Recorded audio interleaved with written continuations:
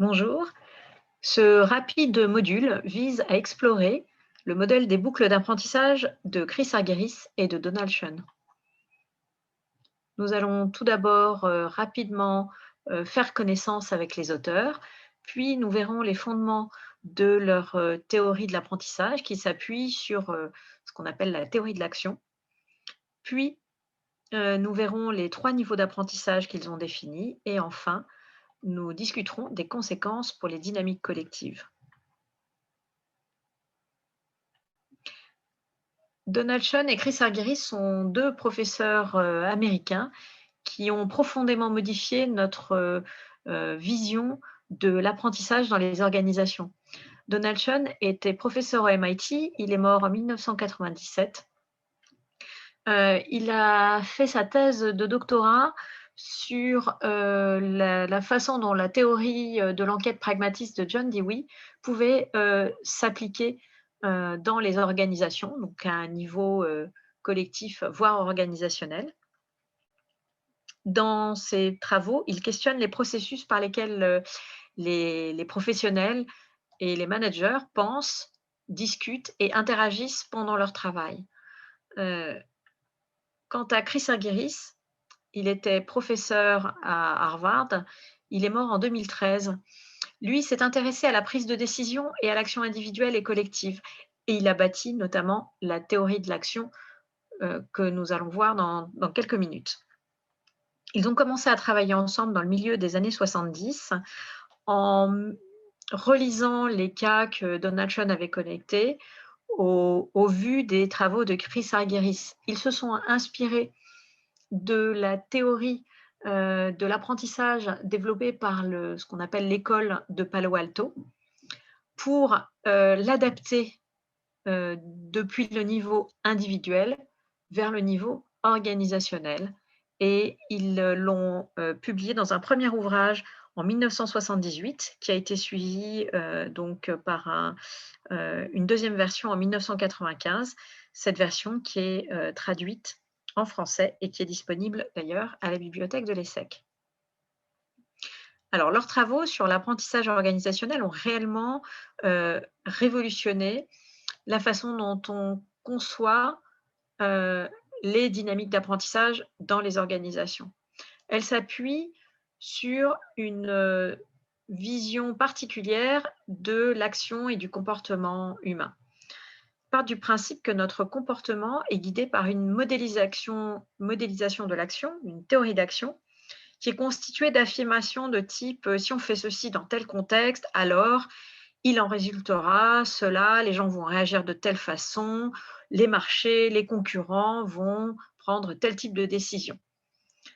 Donc en fait, ces théories de l'action représentent les conséquences prévues de certaines formes de comportement ou de décision qui sont vraiment liées à un contexte spécifique. Ces théories de l'action peuvent être individuelles ou collectives. Individuelles, ce sont les représentations qui sont propres à un individu donné, de par sa profession, sa formation, son expérience personnelle, et collectives par le fait de la culture de l'entreprise, la profession ou le secteur économique. Donc, elle est partagée à ce moment-là entre les différents membres d'un groupe. Argyris et Schoen ont bâti une théorie de l'apprentissage organisationnel qui s'appuie sur 3 formes d'apprentissage. La première forme d'apprentissage est l'apprentissage par simple boucle. Part du principe que nous avons des objectifs, des principes, des normes qui sont construits de façon individuelle et collective, qui vont constituer, sur lesquels vont dériver nos théories de l'action. Et donc, nous allons agir en fonction des théories de l'action qui nous gouvernent. Et au vu des résultats, nous allons adapter nos actions de façon à pouvoir maintenir les théories de l'action et aussi nos objectifs, principes et normes. C'est-à-dire qu'avec ce type d'apprentissage, c'est une modalité d'apprentissage tout à fait adaptatif qui nous permet de réguler de façon à obtenir les résultats que l'on visait et de modifier, moduler notre action de façon à rester sur un certain type de résultat à obtenir. C'est un petit peu le même fonctionnement qu'un thermostat, en fait.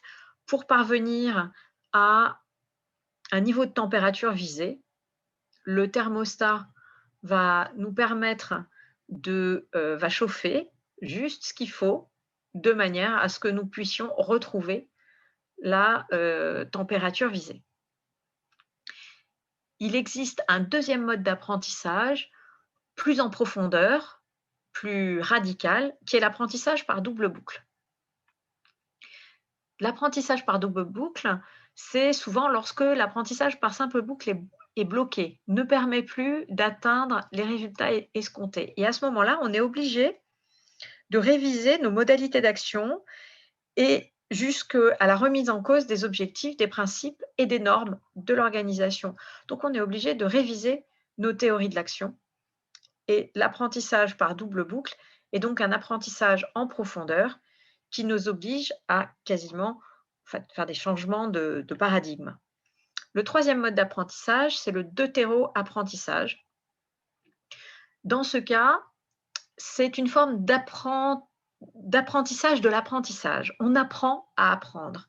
L'organisation, collectivement, les personnes à l'intérieur de l'organisation vont se pencher sur les processus d'apprentissage et essayer d'identifier les causes de blocage, qui peuvent être de l'autocensure, du conformisme, une forme de sacralisation de la hiérarchie qui fait qu'on ne met jamais en doute la parole ou les règles qui sont données par cette hiérarchie, des attitudes défensives, des attitudes de blocage, de la rétention d'informations.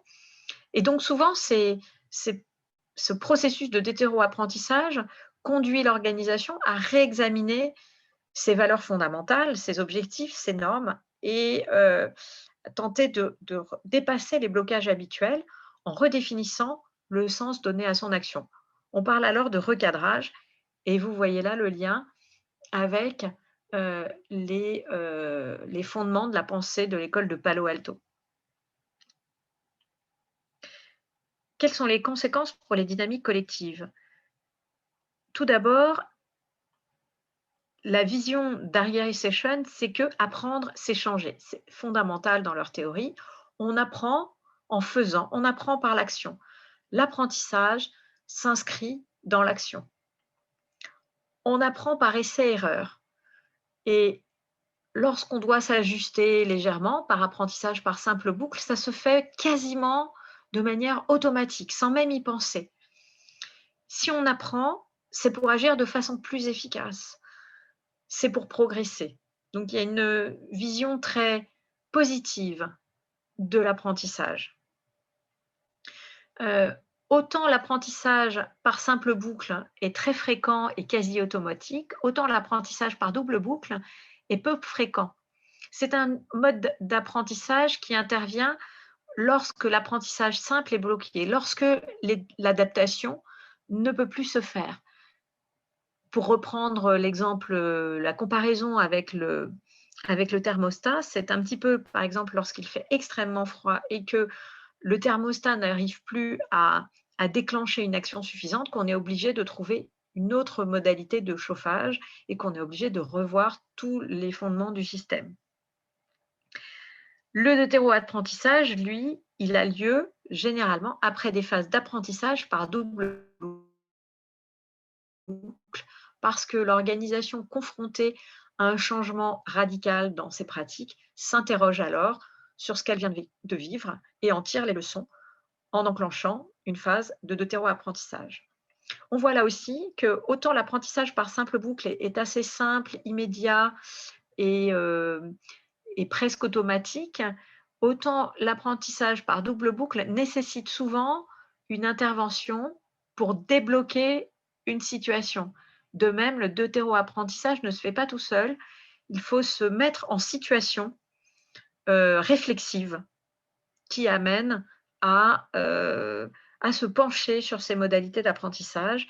Et donc, c'est quelque chose de volontaire. C'est une démarche qui est volontaire. Autre conséquence pour les dynamiques collectives, les freins à l'apprentissage qui ont été identifiés par ces auteurs.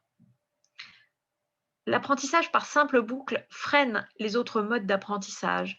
Tant qu'on arrive à s'adapter, à changer, à apprendre, de manière, incrémentale, heu, l'organisation personne ne souhaite se lancer dans des phases d'apprentissage plus complexes qui remettent en cause les principes fondamentaux et la théorie de l'action.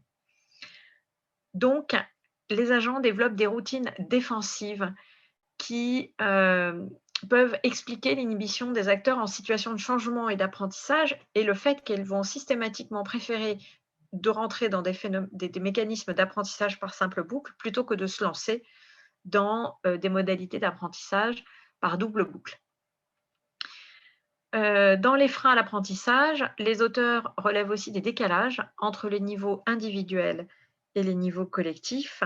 Le fait que, bah, c'est extrêmement difficile, d'avoir des modalités d'apprentissage qui soient homogènes entre les différentes personnes et ils relèvent également, un décalage qui est lié au fait que les théories de l'action ne sont pas uniformes. Il existe des, théories de l'action déclarées, espoused theories en anglais, qui, traitent des théories affirmées, déclarées, revendiquées et les théories enracinées qui sont celles sur lesquelles les acteurs s'appuient réellement pour agir, mais qui sont parfois en contradiction, de manière inconsciente, avec les théories de l'action déclarées.